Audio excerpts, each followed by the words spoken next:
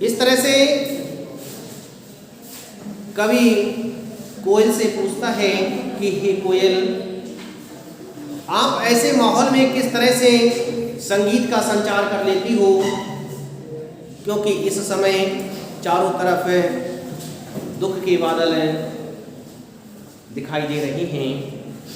ऐसे में तुम किस तरह से अपने आप को सुंदर गीतों में ढाल रही हो, सुंदर गीतों के लिए गा रही हो, इसका कारण क्या है? क्या कहना चाहती हो, क्या बोल रही हो? कवि कहता है, तुझे मिली हरियाली डाली, मुझे नसीब कोठरी काली, तेरा नव भर में संचार, मेरा 10 फुट का संसार, तेरे गीत कहावे वहा, रोना भी है मुझे गुनाह, देख विषमता तेरी मेरी, बजा रही तिस पर रणवेरी।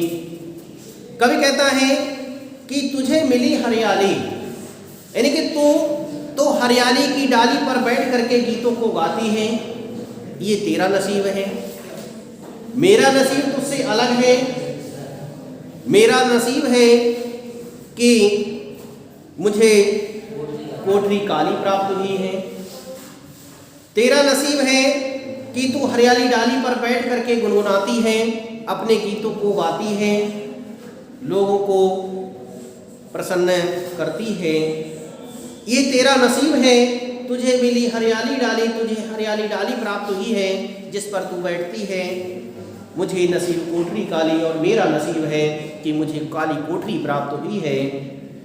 तेरा नव भर में संचार, तेरा पूरे नव भर में, नव कहते हैं आकाश के लिए, संपूर्ण संसार में, संपूर्ण आकाश पर तेरा संचार है, अर्थात तू संपूर्ण संसार में संचरण करती है, विचरण करती है, जाती है और अपने गीतों को गुनगुनाती है।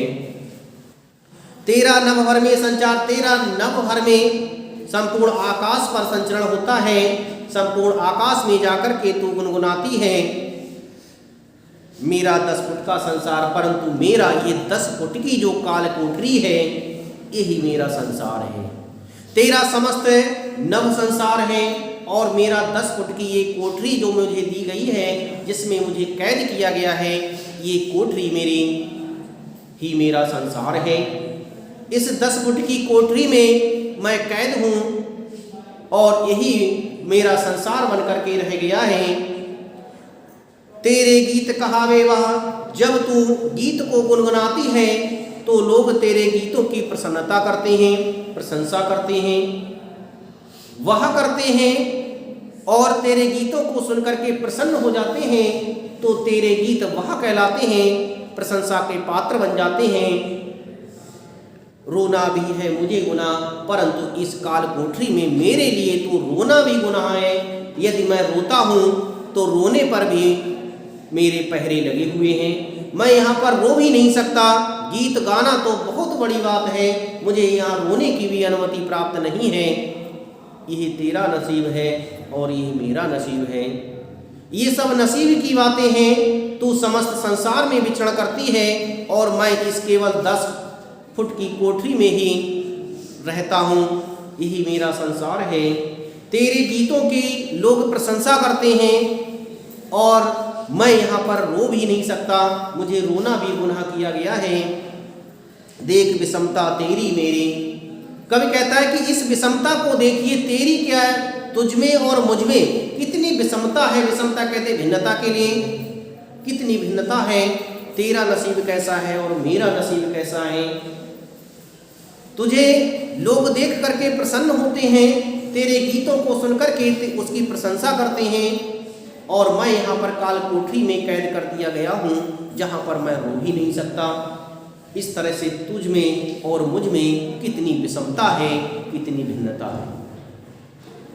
बजा रही तिस पर रणभेरी, और ऐसे पर भी तू रणभेरी के लिए बजा रही है, जहाँ पर रण का क्षेत्र सजा हुआ है, ऐसे में तू गीत को गुनगुना रही है, किस रणभेरी का संगीत गा रही है। हे कोयल, कुछ तो बताओ, कुछ तो कहो। इस हुंकित पर अपनी कृति से और कहो क्या कर दूं।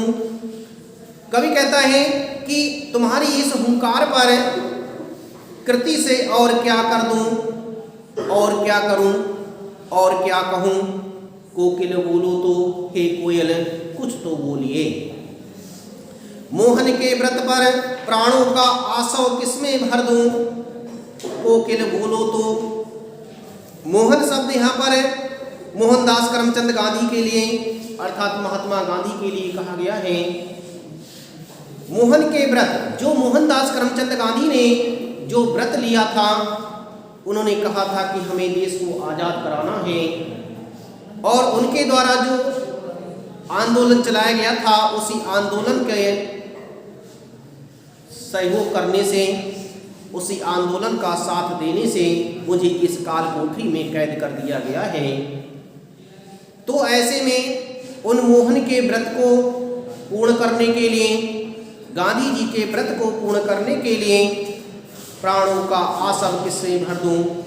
मैं ऐसा कौन सा कार्य करूं जिससे ये व्रत पूर्ण हो जाए, समस्त संसार में खुशहाली छा जाए, समस्त संसार के लोग प्रसन्नता के साथ अपने जीवन को यापन कर लें।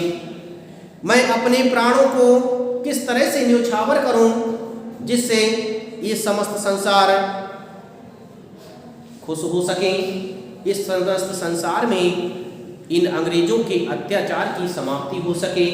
मैं कौन सा ऐसा कार्य करूं, कैसे लोगों के लिए प्रसन्न कर सकूं, कैसे लोगों के अंदर प्रसन्नता को धारण करा सकूं, कैसे प्रसन्नता का संचार कर सकूं।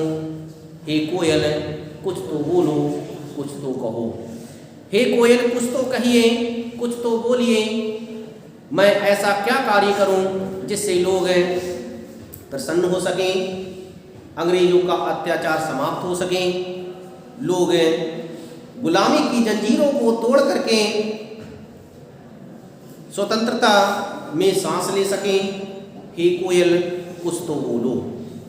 इस तरह से कवि विभिन्न प्रकार की बातों के लिए कोयल से कह रहा है और कोयल और अपने में एक भिन्नता को प्रकट कर रहा है कि हे कोयल तुम्हारा नसीब कैसा है और मेरा नसीब कैसा है। तुम स्वतंत्र होकर के विचरण करती हो और मैं यहाँ पर कैदी की तरह रह रहा हूँ। ये तुम्हारा और हमारा अलग अलग नसीब है। इस तरह से कवि ने यहाँ पर स्वतंत्रता को जागृत करने के लिए विभिन्न प्रकार की बातों को संचरित किया है। कवि ने उस समय को बताया है जब संपूर्ण देश गुलामी की जंजीरों में जकड़ा हुआ था, अंग्रेजों के अत्याचार दिन प्रतिदिन बढ़ते चले जा रहे थे। यदि कोई देश को आज़ाद कराने की पुकार करता था तो उसे काल कोठरी में बंद कर दिया जाता था। उसी का वर्णन कवि ने अपनी इस कविता में किया है। इस तरह से मैंने आपको इस कविता को अच्छी तरह से पढ़ा दिया। मुझे पूर्ण विश्वास है कि आपने इस कविता को अच्छी तरह से पढ़ा एवं समझा होगा।